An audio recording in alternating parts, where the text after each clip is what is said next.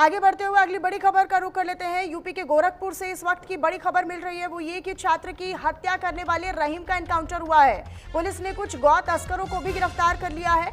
तो ये जानकारी मिल रही है, दरअसल नीट छात्र की हत्या करने वाले आरोपी का एनकाउंटर हुआ है। पुलिस ने कुछ गौ तस्करों को भी गिरफ्तार किया है। 2 आरोपियों पर इनाम भी घोषित किया गया है। तो ये बड़ी जानकारी है। दरअसल कल नीट छात्र की हत्या की गई थी और ग्रामीणों में, गांव वालों में उसको लेकर बाकी आक्रोश की एक आग देखी गई थी, जिसके बाद लगातार घेराव किया गया, लगातार आवाज उठाई गई कि कैसे कोई भी शख्स गांव के ही किसी शख्स की हत्या कर देता है। हालांकि ये जानकारी थी और जो गांव वासी है, जो पीड़ित के परिवार वाले हैं, वो ये कह रहे हैं कि इस तरीके से कल नीट छात्र की जब हत्या की गई, ये आपको 2 तस्वीरें हम दिखा रहे हैं। ये एक छात्र की जिसकी हम बात कर रहे हैं, नीट छात्र की हत्या की गई और आज आरोपी रहीम का एनकाउंटर भी हो गया, जिसमें वो दोनों पैरों से चलता हुआ भी नजर आ रहा है। किस तरीके से उसे चलने में दिक्कत हो रही है एनकाउंटर के बाद, ये आपको तस्वीरें दिखा रहे हैं। हालांकि योगी आदित्यनाथ ने आदेश दिया इस पूरे मामले पर, इसके बाद पुलिस ने दबिश दी, घटनास्थल पर जाकर मुआयना किया, हालात का जायजा लिया और उसके बाद दबिश देकर भागने की फिराक में था ये आरोपी रहीम। ऐसी जानकारी है कि नेपाल भागने की फिराक में था और नेपाल भागने से पहले ही पुलिस ने धर दबोचा और पुलिस ने सख्त संदेश भी दिया। योगी पुलिस जो है वो आरोपियों का एनकाउंटर भी कर रही है और इस तरीके से गुंडाई फैलाने वाले या अपने वर्चस्व के माध्यम से या अपने वर्चस्व को बचाने के लिए दहशतगर्दी फैलाने के मकसद के साथ इस तरीके का हत्याकांड करने वालों के खिलाफ सख्त एक्शन लेते हुए भी नजर आ रहे हैं ये पुलिसकर्मी। तो देखिए, ये 2 तस्वीरें और इन 2 तस्वीरों के माध्यम से आप ये समझिए कि योगी आदित्यनाथ, उनकी सरकार और उनकी पुलिस जो है वो कितनी एक्टिवली, कितनी सक्रियता के साथ, अगर कोई लॉ एंड ऑर्डर को चुनौती देगा, अगर कोई कानून व्यवस्था को चुनौती देगा तो उसका हश्र क्या होगा वो आप जानिए।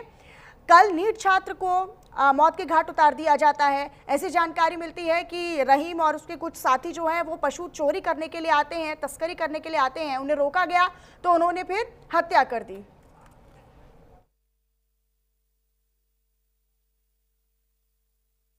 ये थाना क्षेत्र पिपराइच में जो महुआ चाफी ग्राम में घटना हुई थी, उसके क्रम में प्रकाश में आए अभियुक्तों में से एक अजब हुसैन जो है, जिसको ग्रामीणों के द्वारा पकड़ा गया था, वर्तमान में हॉस्पिटल में गंभीर हालत में भर्ती है। इसके अतिरिक्त एक अभियुक्त रहीम, जिसकी पुलिस को तलाश थी, उसकी एसओ पिपराइच एवं कुशीनगर पुलिस की टीम के द्वारा अभी जॉइंट ऑपरेशन में गिरफ्तारी हुई है, जिसमें उसके द्वारा पुलिस टीम पर फायरिंग की गई थी और जवाबी आत्मरक्षार्थ पुलिस फायरिंग में उसको गोली लगी है, जिसका पुलिस के द्वारा उसको गिरफ्तार किया गया है। इसके अतिरिक्त 2 अन्य अभियुक्त छोटू और राजू को हिरासत में लेकर के पूछताछ व अग्रिम विधिक कार्रवाई की जा रही है।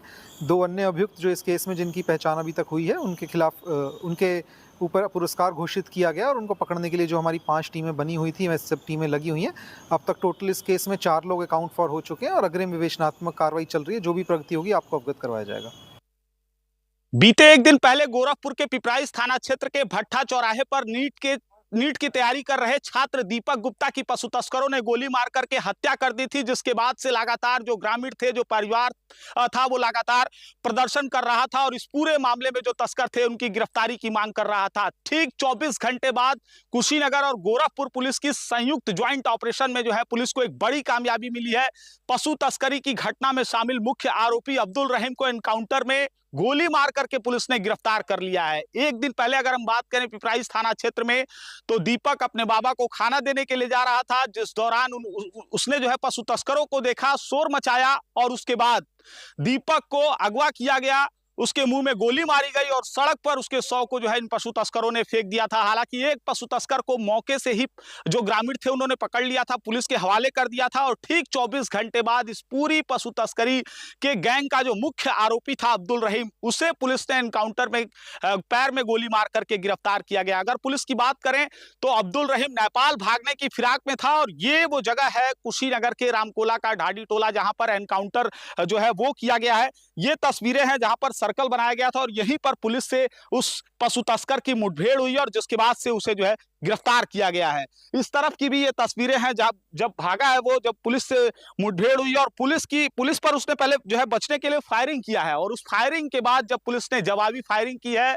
तो इस फायरिंग की घटना में जो पशु तस्कर था अब्दुल रहीम, नेपाल भागने की फिराक में था, उसे पुलिस ने पैर में गोली मार करके गिरफ्तार कर लिया। चलिए आगे बढ़ते हुए इसी मामले से जुड़ा हुआ एक और अपडेट है। दरअसल गोरखपुर एनकाउंटर पर अब सपा प्रमुख अखिलेश यादव ने भी बयान दिया है, सवाल खड़ा किया है। आरोपियों के एनकाउंटर की जरूरत क्या थी, ये अखिलेश यादव ने पूछा है। पुलिस ने आरोपी रहीम का एनकाउंटर किया, लेकिन इस पर अब सवाल खड़े करते हुए सपा प्रमुख अखिलेश यादव नजर आ रहे हैं। इनकाउंटर करने की आपको जरूरत क्या थी? आपकी पुलिस क्या कर रही थी? और वो भी मुख्यमंत्री जी के अपने गृह जनपद में पुलिस क्या कर रही थी? सोचिए, इतने बड़े पैमाने पर तस्करी चल रही हो, आखिरकार कर क्या रही थी पुलिस वहां पर? और हफ्ते में, महीने में कितने दिन जाते हैं मुख्यमंत्री खुद? आप बता करिए, आप जाने कितनी बार जाने? इतनी बार तो हम नहीं सर पे गए होंगे। इनकाउंटर इसीलिए किया, दिखावे के लिए। इनकाउंटर से लॉ एंड ऑर्डर नहीं बेहतर होगा। अच्छे अधिकारियों को मौका देने से लॉ एंड ऑर्डर बेहतर होगा। अच्छे अधिकारियों को एसओ बनाने से,